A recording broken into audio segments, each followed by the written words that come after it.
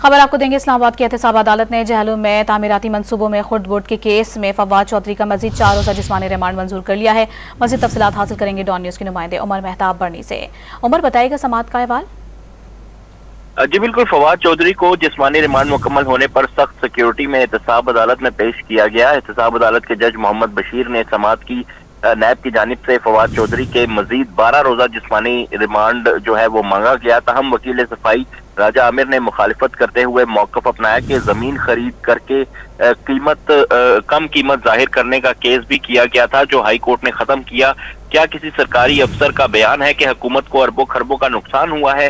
नैब inquiry में ही तमाम case को खत्म करना चाहिए था। वकील सफाई ने कहा कि इंतखाबात के लिए कागजात जमा करवाए हैं, सियासी इंतकाम लिया जा रहा है, सियासतदान का कैरियर इंतखाबात होते हैं।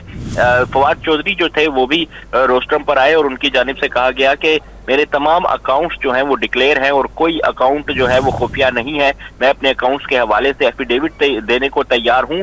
नैब को भी कहें कि एफिडेविट जो है वो जमा कराया जाए। दलाइल मुकम्मल होने पर एहतसाब अदालत ने फवाद चौधरी के जिस्मानी रिमांड की इस्तदा पर फैसला महफूज किया, जो कि बाद में सुनाते हुए अदालत ने फवाद चौधरी को मजीद 4 रोजा जिस्मानी रिमांड पर नैब के हवाले कर दिया। जी बहुत शुक्रिया उमर मेहताब, आपका तफसीलात से आगाह करने के लिए।